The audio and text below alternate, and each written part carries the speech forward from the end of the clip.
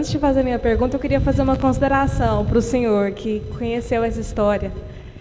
A sua presença aqui ela é tão rica para esse momento quanto qualquer pessoa que deu um parecer, porque você viveu lá. Isso foi impecável para mim, de participação. E agradeço a cada um de vocês. O conhecimento passado foi maravilhoso, é uma coisa que eu gosto muito de ouvir. Principalmente, acho que é Fernanda, né, seu nome? Fantástico a sua leitura. Achei muito bom o seu parecer, o jeito de enxergar o Art Deco. E eu gostaria de perguntar, foi para você que é especialista em Art Deco, o movimento Art Deco, quando ele começou em Goiânia, quando começou a fazer, ele já era reconhecido como Art Deco ou ele foi reconhecido Art Deco assim que ele foi tombado? Na verdade, a consciência, a clareza sobre o que está acontecendo num determinado momento, ela vem, às vezes, mais tarde, né? Então, o próprio nome, como é que se chamava aquele movimento estético? Na Itália chamavam de futurismo, nos Estados Unidos falavam estilo jazz, escola de Nova York, na França falavam... Art Deco é uma palavra que surgiu, uma expressão que surgiu por volta dos anos 70 e foi cada vez mais ganhando força. É muito interessante se a gente consultar livros de arte, livros de arquitetura de 2000, 2005, 2010, muitas vezes você não encontra nem o termo Art Deco. Então, assim, essa consciência de que houve esse momento e da identificação desse movimento, ela é muito recente. Miami Beach foi muito importante nesse processo e a história das artes vem inserindo esse capítulo há muito pouco tempo. Então, nós estamos falando de um processo aqui, nós estamos no meio de um processo de redescoberta.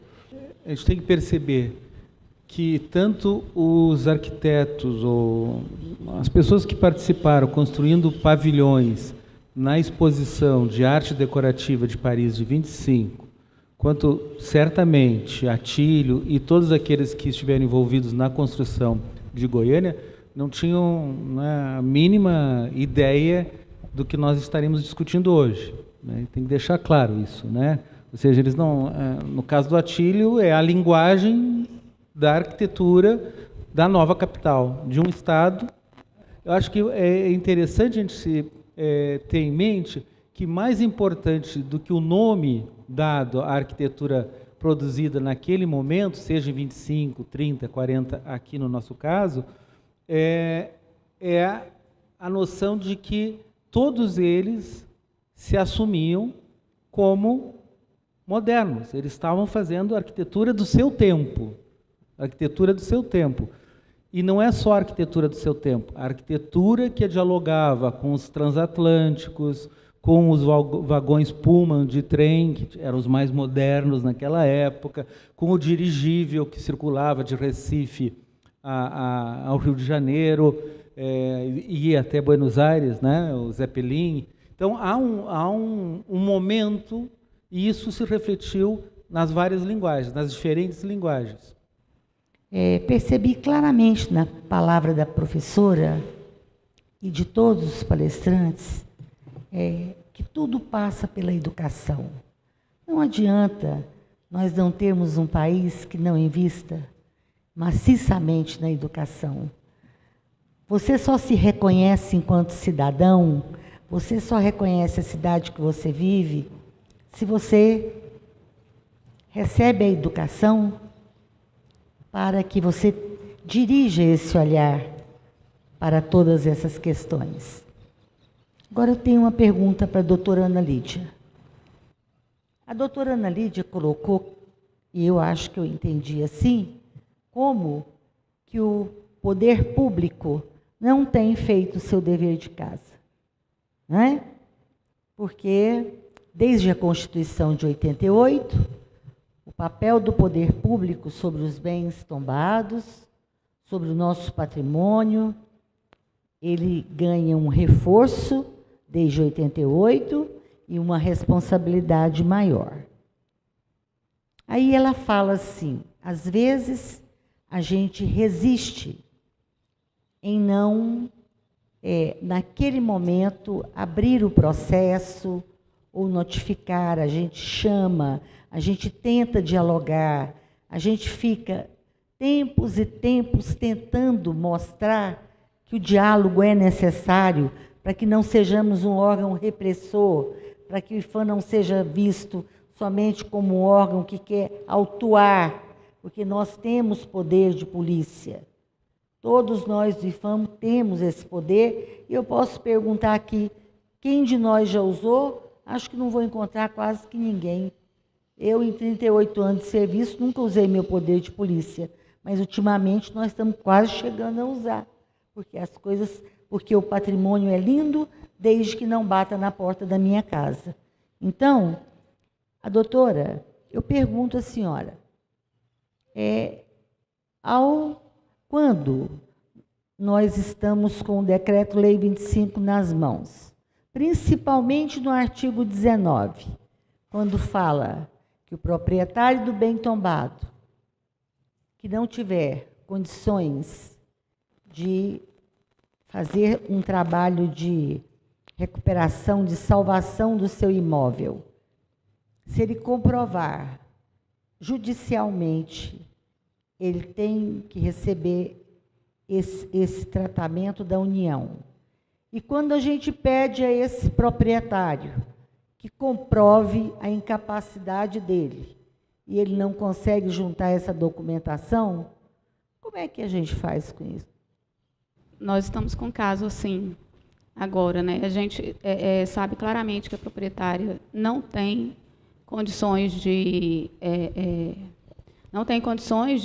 fazer a reparação do imóvel, de restaurar o imóvel, mas ela não conseguiu comprovar administrativamente. Sem comprovação administrativa, nós, como servidores públicos, que estamos sujeitos à legalidade, não temos o que fazer, a gente tem que propor a ação judicial.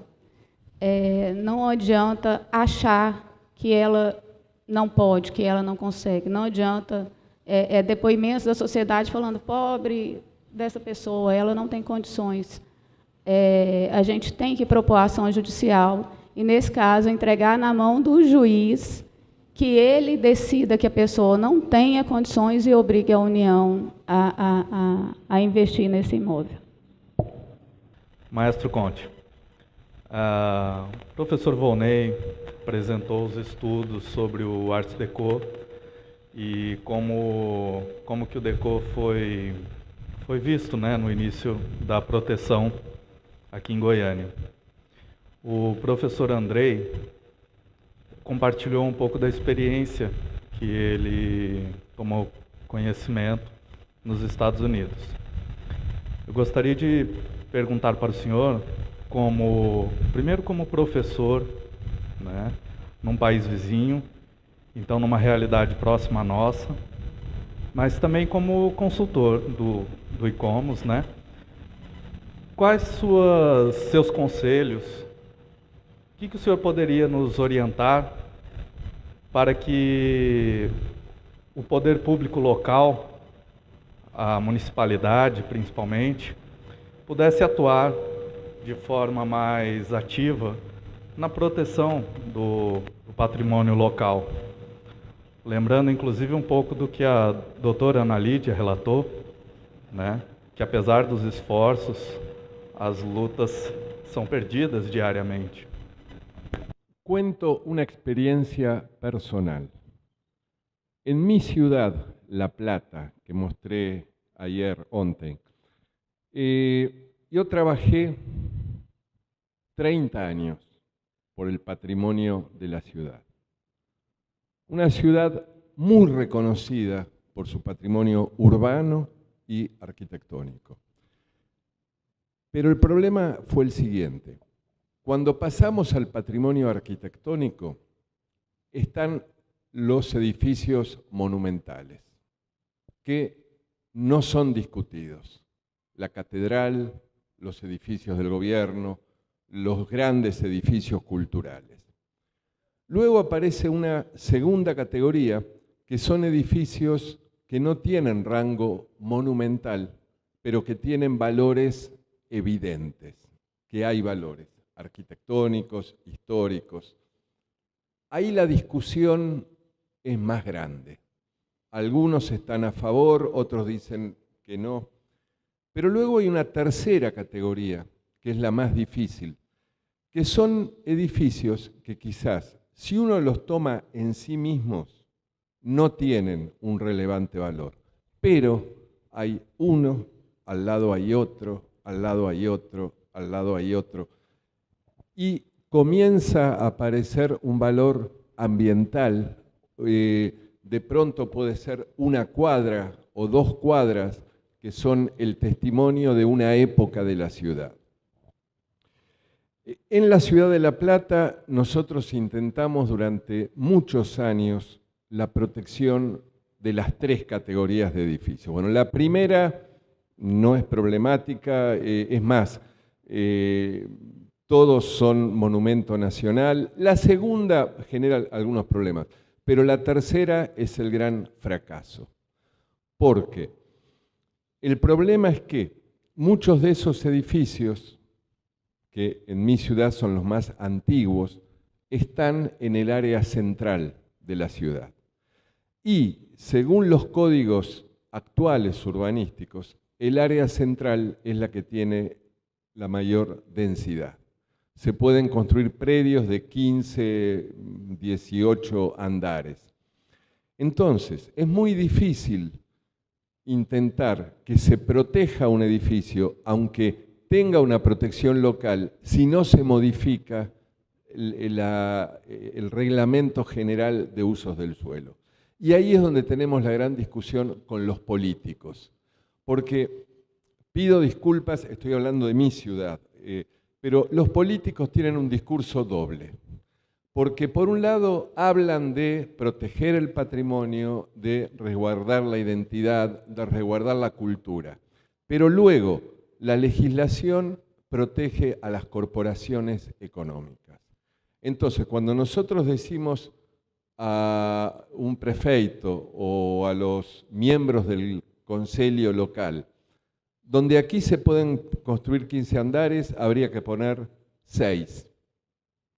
Nos dicen, no porque la tierra es cara, vamos a tener en contra al sector inmobiliario, vamos a tener en contra a las compañías constructoras, tenemos en contra el Colegio de Arquitectos.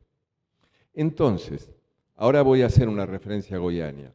Lo que siempre traté de hacer, y con muy poco éxito, debo decir, es que en primer lugar se definan zonas, aunque sean muy pequeñas, pueden ser 2 cuadras, 4 cuadras, puede estar una aquí, otra aquí, pueden ser islas en la ciudad.